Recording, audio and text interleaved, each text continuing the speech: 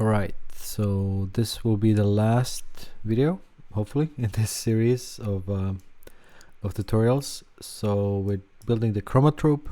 That will be where we left off in the last video, is that we are in this stage where we are able to we have 7 different pairs of images or sort of slides from scans of an original Chromatrope. And we're able to now switch between the different slides by pressing keys on the keyboard. So I'm gonna switch and change between them. In this last video that I wanted to still add a few more things to here.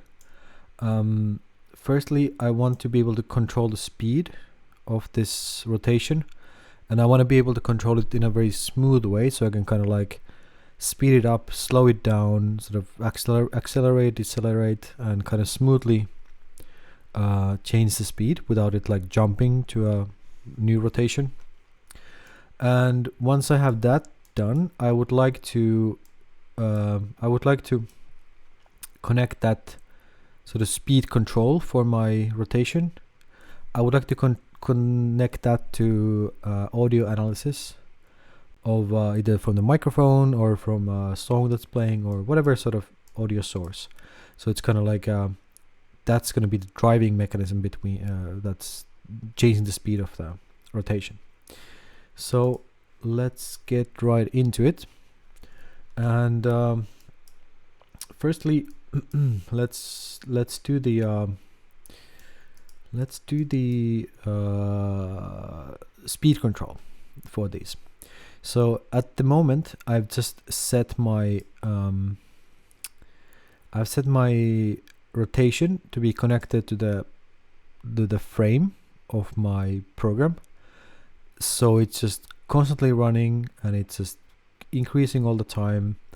And if I would control this, like let's say I could add a constant chop, and I could kind of like add it here to multiply the 0.5, let's say. I haven't pressed enter yet, so I'm just adding into I selected transform, I went into my rotation value here, and I'm gonna add this 0.5 here. So just watch what happens with the transform or the rotation when I actually press enter here. Oh, actually, I think it already happened. So if I change it again to 0.25, and the moment I press enter there, you see that although it slows down, since it kind of updates actually the angle where it makes a big jump from the angle where it was to the new angle. It doesn't sort of change the speed smoothly. Although now, like once it's settled down to this new speed, it looks fine. But every time I change the speed in this way, I will get this big jump, and that's not what I want to have. I want to have like a smooth slowing down and speeding up kind of a movement for my rotation. And now of course I want to do it for both of these transforms, but I'm gonna work first up here and then I'll do it for the other one. So obviously I'm using the frame, kind of like the constant the time that I'm getting from the program itself. It doesn't seem to be a good way to do this. So let's see what else we could use in our selection of channel operators. And there's actually something called speed. So the speed, what it does, it converts speed, units per second, distance, units over time range. More generally, if you give it a rate, the chop input, and it outputs a cumulative value. So this is what I actually want to have, and I'll show you how it works. So this has 2 inputs. There's input 0 is the source, so this will actually be the thing that controls the value that's going to be accumulating here in this speed. And then there's a reset. You can kind of like bring it back to 0 if you need to. I don't think I need to have the reset. I think I'll be fine with just just controlling the speed. But I'm getting an error because I haven't connected anything to input, and this one requires some sort of input to be fed into it. So let's try. I'm gonna add a constant chop, and I'm gonna connect the constant chop into the input of the speed, and you notice that the error got removed, so we're doing something right. Let's see what happens if I go and select the constant and then change the value just with the slider. So it's by default it's at 0. Then I slowly move it up.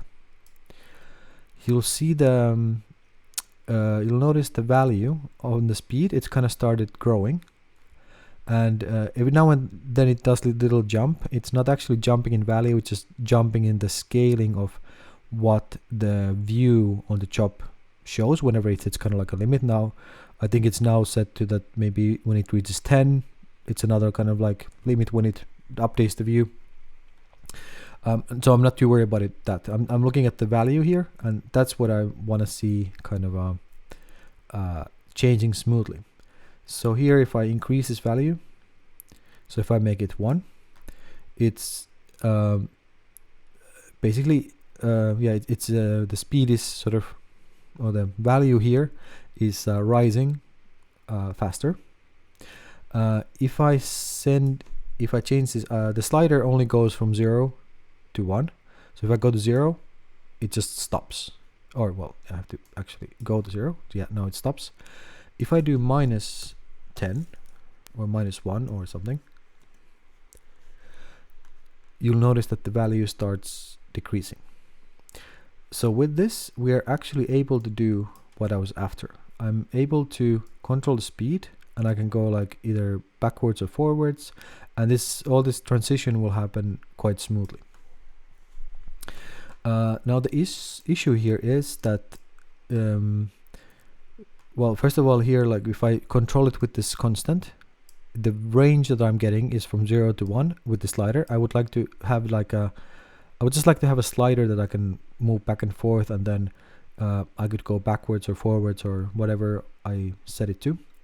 So maybe the constant is maybe not the best. We could use it and we could scale it, but I'm gonna show you another type of operator. So I'll delete the constant. I'm gonna add a new one, and this time I'm actually going to the comp section, and inside the comp you have a slider. So I'm gonna add a slider, and this is sort of a special type of operator. It actually is a container that contains, like, I can actually go into it. So if I select it and press I, you notice that there's different things that are kind of like inside it. If I go click up, if I click U on the keyboard, I move back up to the top layer.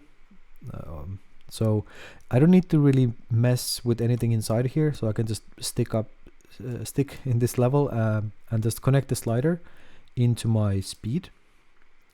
And then how do you slide this value? This is the same thing as happened with the kind of like the geo thing that we looked at. So in order to actually interact with the slider, I have to click the viewer mode active, and now I have the slider. I can go left or right, and the value that I'm actually sending is also from 0 to 1. So it's not much different from the constant, except that I have like a nicer slider here that I can more easily control.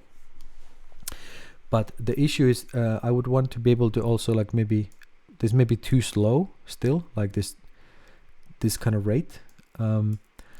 Actually, to see what's going on, let's connect the speed. Let's connect it to the transform. So if you remember from the last video, I said that never connect directly the thing that's kind of creating the values. Don't connect that directly to your value that you're changing, but rather always add a null at the end. So that's what I'm going to do also here. So I'm added a null, and you can also start naming your nulls in sort of more meaningful ways. So like I'm going to call this the speed null, or I could call it like rotation speed null or whatever, but just to give it a bit of like a more meaningful name here. And then in order to drag this to the value that I want to control, I need to set it to the viewer mode active, so I can drag the value. And last time I did it this way, that I start dragging from here and I drag it here to make this active. You can also click on the operator that you want to control, make it active, so that opens the parameters of that operator, and then you can drag from the null directly to the rotation value. And I'm going to do chop reference again. And here you can see it then created a reference to the speed null channel called V1. And now my slider is at 0, so it's not spinning at all. And if I move it to all the way to the end, the value here is 1. You can hover over the cable to see what's the value that it's sending out. So it's going to be really slow, the spinning. So let's look at a very useful thing that we haven't surprisingly done yet, which is yeah, by the way, like whenever you make some of these the things that have the viewer active, like the null and the other, I cannot say that I cannot move it, I cannot drag it and change the place. You can, but you have to click here. Oh, sorry, it's a bit tricky. Yeah, you have to click on the sort of where the name is to actually be able to drag them. It is possible, but it's you just have to click in the right place. So I'm gonna move this speed control a little bit to the side here, and then I'll add the thing that I was starting to talk about. So the thing that we haven't added yet at all, which is surprising, is a math operator. The math is super useful. You will be using it all the time, not just for doing some math operations like multiplying or dividing or adding something or subtracting things, but the main use for math is going to be actually that you're going to scale or map some sort of value to a different range. This works just like very similar to the map that you are familiar with from processing and Arduino. We've been using it there. So yeah, I was just sliding things around so that I have a kind of a bit more space for adding things. So after the slider, I want to add a math operator here. So right click on the cable connecting the slider to the speed and insert operator and add a math. And inside the math, I'm gonna not use all these other pages here, but I'm gonna jump right into the range. And I want to scale the range that is coming from the slider. So the slider goes from 0 to 1. So that's going to be my from range. I know that I'm getting an input of minimum 0 and the maximum 1. I want to map it to some much bigger range. So let's say that I want to do, let's try -20 to 20. And let's see how this works as far as the controlling the speed. So if I now slide the slider all the way to the left, it's now sending a 0 from here, but the math maps it to -20. If I move it all the way to the right, the math object maps this or ranges this value to +20. And let's see, I'm going to open again or this time, because I'm only using it in the transform 2, let's open just the transform 2, because that's what we're controlling. So let's see how is that. So now I can move the slider, I can slow it down very smoothly, and I can kind of like almost stop it, and then there's going to be this point where it changes direction and then starts increasing in speed, and -20 or 20, it still seems a bit slow. So let me change the math to, I don't know, let's try -100, 200. Okay, that seems good. So now I have a bit more range, so I can still slow it down to a stop, but then it kind of like increases, and this is the maximum speed that it will rotate at. I think I'm okay with this for now. We'll come back to the math if needed, and we'll change things there. But now you can see I can smoothly either slow it down or make it go faster, or I can even change the direction if I want to. So this is perfect. I'll close this transform. So yeah, going from slider to the math to the speed, and the speed just kind of like keeps on increasing or decreasing the value depending on what sort of there's like a gas pedal in a way to my the speed control here, with the addition that I can actually change if it's going backwards or forwards.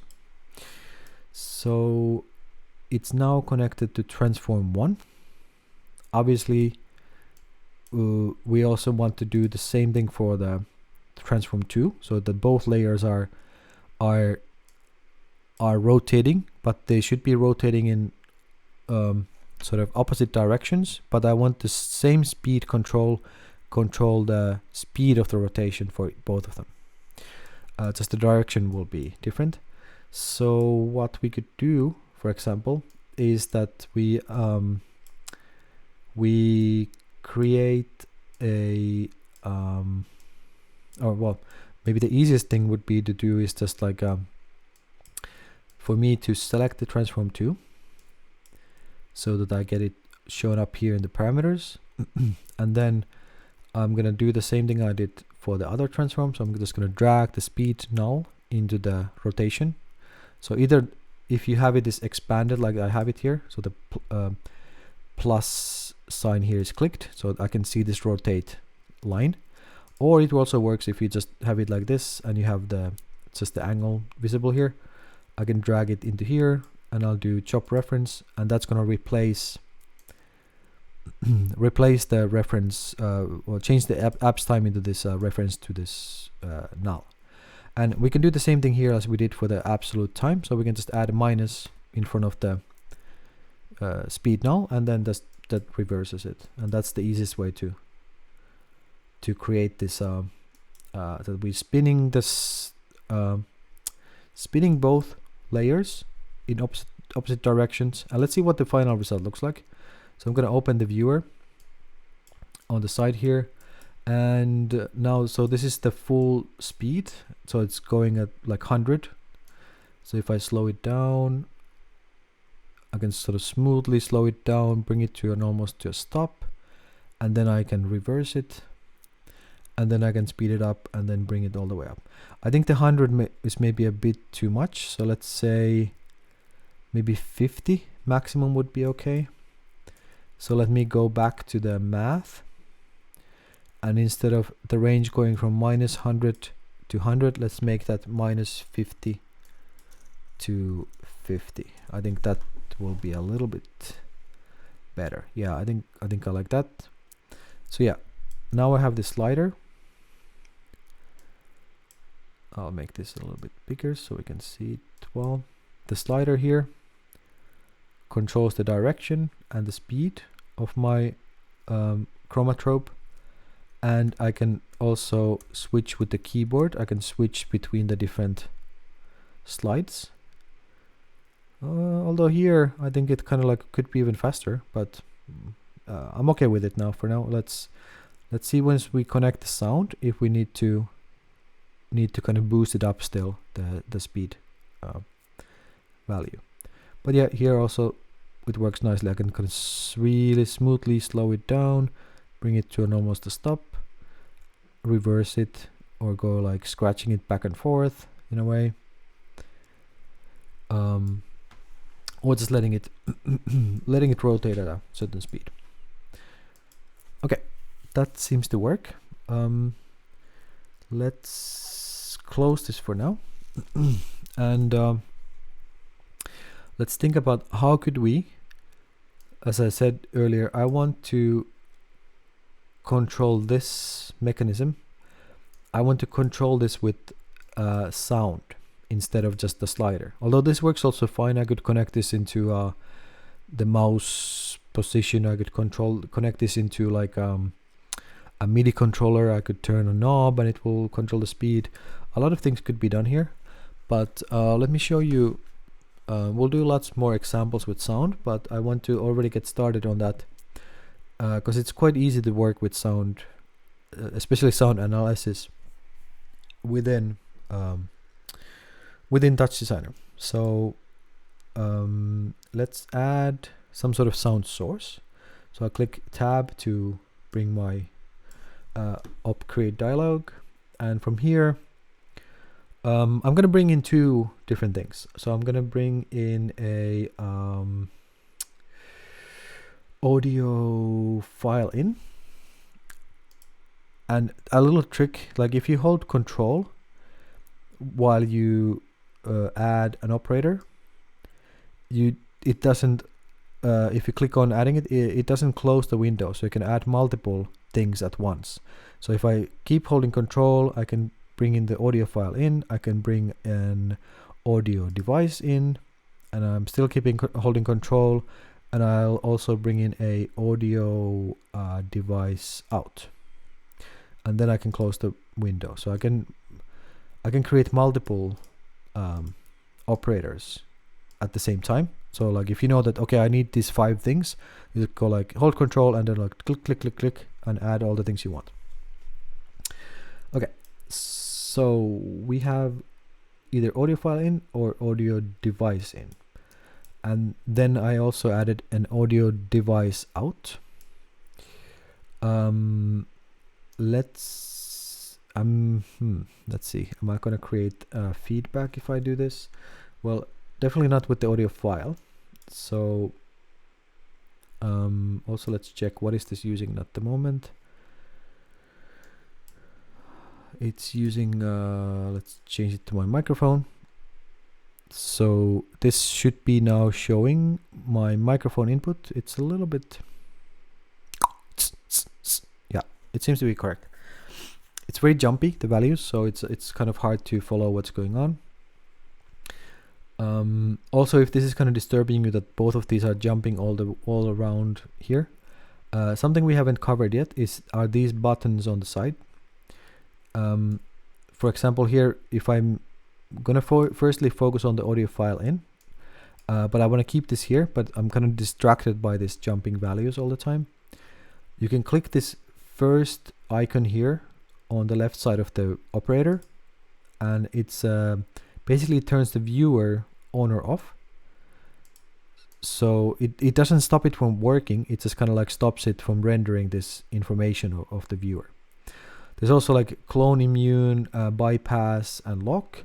All of those we'll cover later, but for now the thing that you want to know about is this. Also, if you see someone else's TouchDesigner project, or you download something from the internet and it has a bunch of these operators that just have this like a name on it, or like letters, those have been just turned off. The viewer has been turned off. This also saves resources. So like if you make a very complex file or project, you can then turn off the viewer for all the individual operators, and that will kind of like make it easier for you to work with that file. But for now, I'm just gonna do it for the audio device in. I might come back to this in a moment, but now I want to focus on the audio file in. And when you add the audio file in, it automatically already loads a file from the sample files, and we could listen to how that sounds. Let me I'm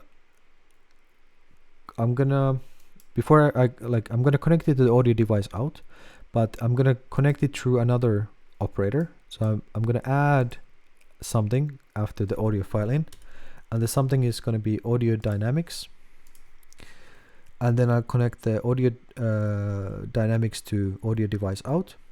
But before I do it, I'm gonna bring down the gain to something really low, just in case I'm like with the setup of my recording, I don't want to like destroy your ears. So the audio dynamic then goes to the audio device out, and now you should be hearing the music. Actually, you probably are not. Let me turn on for the recording. Now you should be hearing it. So I can bring down the volume even more, hopefully. Okay, yeah, I'm not able to bring it all the way down, but at least I can lower it a bit. I'm gonna lower it in my recording software, so it's... So now you should probably still hear it kind of very quietly in the background when I'm talking, but it hopefully doesn't disturb, or you can hear me talking over that. So this is the sound that I'm playing, and this is like a sample file that comes with TouchDesigner, and you'll be hearing this a lot when you test things. Somehow it's surprisingly like not annoying, even after I've heard this maybe for hours, many hours now, since I've been working with like different kind of things with TouchDesigner and testing audio stuff. But now it's a bit distracting when I'm trying to talk, so I'm gonna disconnect it from here. But that's what it sounds like. So what can we do to get some sort of like data that would be suitable for feeding into our system that's spinning these slides? There are many options, but I'm going to show you the simple one first. I'm just going to click on the audio file in, and I'm going to add a new operator after it. Click tab, and I'm going to add a analyze chop, analyze chop to it. It kind of automatically adds it in a chain sort of between the audio file and the audio dynamics. I'm gonna delete this one, the dynamics, and that's gonna keep the analyze on. And in my case, I'm not really interested in, I don't really need to have the stereo. So what I'll do before I go into the details of this analyze chop is that I select the audio file in, and I'm gonna change this into mono. So select the audio file in and turn the mono on. So it will be just one channel of data, and that's just going to make it a bit easier to handle this and to feed it into what we're doing here. By default, analyze is set to, the function is set to average, which gives you some sort of data, but analyzing sound with average is not really a good choice. But there are a lot of different options here. So I think I would recommend for kind of basic audio analysis is either using the RMS power or using the maximum. So if I do maximum, you can kind of see that it's constantly showing the peak value of the sort of window of audio that it's sampling at any time. It's very jumpy value, so we'll definitely need to smooth it out somehow, but maximum could work quite okay. Or you can also do RMS power, which is doing a very similar thing, but it's a bit smoother already, and I think it's I don't actually remember exactly what RMS, how that in general works, but it's more like a thing that you would usually, this is kind of like works the same way as you would have like if you have like a mixer or any kind of audio device, and it has an indicator with LEDs of like the volume or the level of the sound. That's kind of like the RMS power meter in a way. So let's use that, and then you can see that it's a value from 0 to something, and to kind of keep track of the value, what we could add here just to visualize it. Oh no, am I crashing? I did crash, so let me pause the recording and hopefully I can come back to this point. Okay, it seems that I was able to recover from the crash. So TouchDesigner saved a sort of a crash autosave, and I was able to recover, so nothing was lost. So as I was saying, I'm gonna add here after this analyze, I'm gonna add a trail, and the trail is just like kind of that it will graph over time the whatever input is being fed here. So this kind of gives you a bit of an better idea of what is happening over time with my analyze. So you can see that it's kind of, the values are peaking somewhere like maybe 0.5, almost 0.6 every now and then. So that's good to know. So we can kind of keep it there, just like for debugging purposes. One thing you can also do is you can click the bypass. Actually, yeah, I'm just gonna disconnect it for now, just to keep it not running. So I'm gonna keep it here, but it's just disconnected. So I know that the values are going from 0 to 0.5. So let's say what happens if I just connect this directly to my the math that I had going into the speed. Let's see what happens. So as my values are going from 0 to 0.5, and I'm scaling from 0 and 1 to minus 50 and 50, it's always kind of in the negative, my after the math. So in this case, since my slider, I don't really want to maybe control the transform. Let's see what happened. Oh yeah, we had the same issue here now that as we had with the this part here. Since we created we connected our speed null to the rotation of the transform using it used a different channel name here, so that we can check what it was in the transform.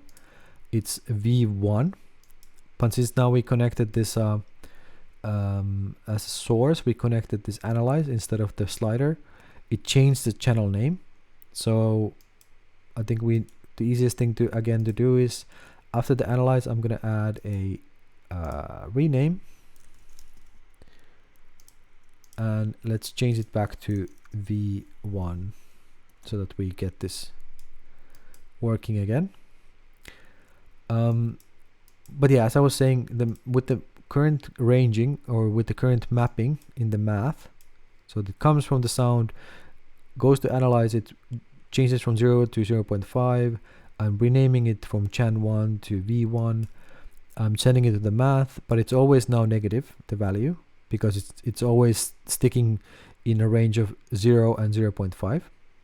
So in my case, let's maybe, when we're not using the slider, let's actually make the to range be from 0 to 50. So now the math is always bouncing from 0 to maximum 50 as the value, and the speed, it's always increasing.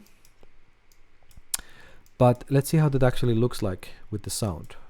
What did we actually create? So I'm going to open with the viewer, and here you can see that it's kind of like every time there's a louder sort of a pulse, usually like the bass drum or some sort of other louder sound from the sound file, it's then kind of moving with these sort of bursts forwards. So that's kind of nice. Let me see if I also connect it to the audio device out so we can hear what's going on.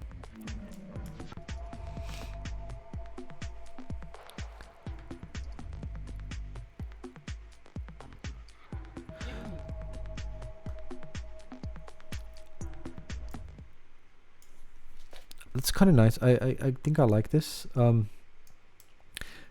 And maybe also just to kind of visualize what's happening, I'm gonna add the trail here. Just connect, and again from the analyze to the trail. I just want to see kind of like the pulses that are coming in here. So you'll see that whenever there's this spike in the values, that's when it kind of like moves a little bit further. And there's also in the part in the sound where it kind of like stays in the lower, in the higher sort of values for a little longer, and then you can see that it's kind of like moving a bit further with the rotation.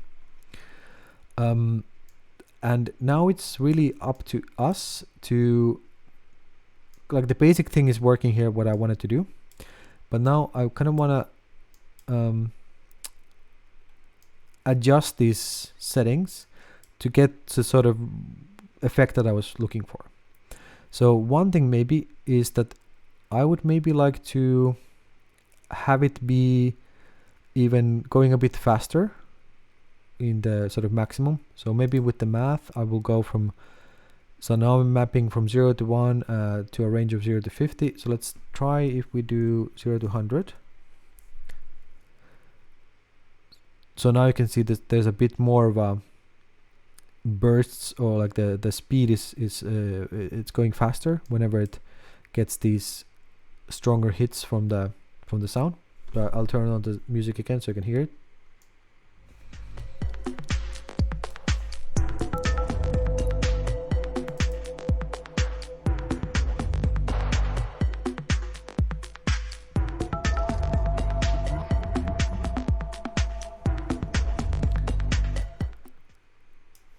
So that's not too bad. I think we can work with this. Maybe what I would like to do is so now I have like some of this extra stuff here that I don't really need. I'm gonna keep it there, and in any case, if I want to go back to the slider or do something else, but what we could try in addition to what we're doing here is that let's try to add maybe I could try adding a bit of smoothing still. The RMS power is not too bad. It's fairly smooth, but maybe I want to have this value a little bit smoother still. So I could add here after the rename or somewhere here in this chain, I'm gonna right click and insert operator, and I'm going to add a lag. And you'll immediately notice that the lag kind of like smooths the input a lot. We could connect it to the trail, so we can see the raw value, and then the yellow one is the lagged value, so that it kind of like filters out a lot of these spikes and smooths the input in general a lot. Let's see how does it look in the actual thing. Yeah, I think I like this more. So there's a bit of like acceleration and deceleration, and a bit of like smoothing to the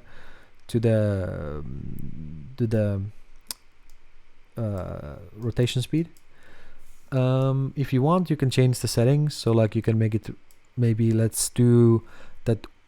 It will with the lag setting. There's two different lag values. The first one is when it's increasing, like how much it lags at that point, and then when the value is decreasing, how much it like sort of how long it takes for it to kind of reach that the target value in a way. So essentially what it means that the higher the number here, the slower it responds to changes and sort of smoother the motion is, and the lower the number is, then the like closer it is to the original value. So maybe I would like that the attacks, so the kind of increasing values are a bit sharper. So I'm gonna make this 0.1. So when it gets a sort of like a bass drum kick or something, that I want the increase in speed to be fairly reactive and quite quick. But then for this sort of when this sort of like the values are going down, I want it to be maybe sort of a bit smoother in that point. You can mess around with this as much as you want and like try the opposite or try other values, but I feel like this is already looking pretty good. I don't think I wanna this already is also a fairly long video, so I don't think I want to mess with these values too much anymore. Let's maybe see how it looks like if I turn on the sound, and then I'll make this like a bigger, and I'll try to also switch between the different layers and like try to do something that I would do if I would be VJing with this kind of setup.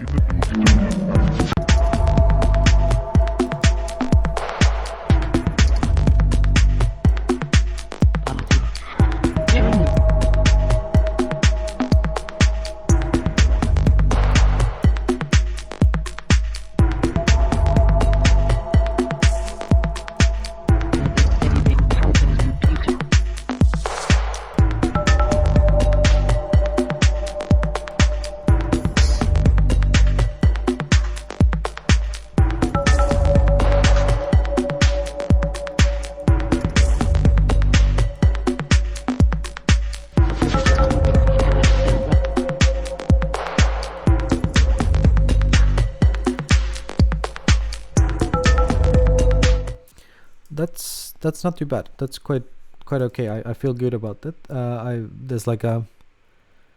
There's a nice element of like a bit of things that are automated and things that I have control myself.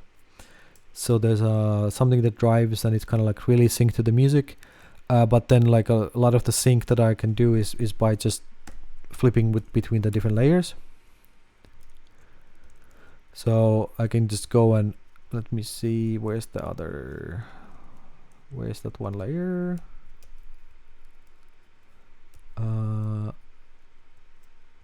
Where's the black one? Okay, yeah, so like, you know, I can go, these are kind of like have similar shapes but just like contrasting colors. So if I, you know, like every beat I switch between them, or like, you know, 1 2 1 2 1 2 3 4 1 2 1 2 1 2 3 4. Yeah, I can do like a lot of sort of things that are connected to the tempo of the song. I guess you don't hear the song at the moment, but yeah, so there's I think a quite nice balance with the sound reactivity and then things that I can control myself. So mess around with this, and then I'm excited to see if you come up with some other things to add here, or if you just kind of like are able to make this somehow more like your own. So yeah, let me know how it goes. But I think that's the end of this video. We've gone from just getting these slides in to TouchDesigner, recreating the sort of visual effect of rotating them in opposite directions.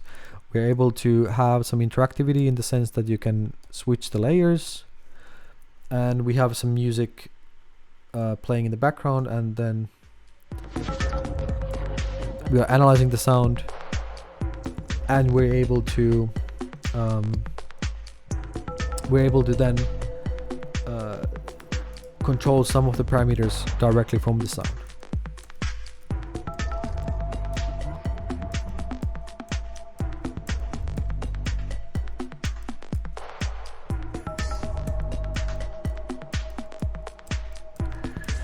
So overall, I think I'm quite pleased with this. I'll end the video here, and yeah, let me know if there's any trouble, or like you couldn't get something to work, or if you were able to develop something really cool beyond this what I showed you. Yeah, see you in class or in the next video.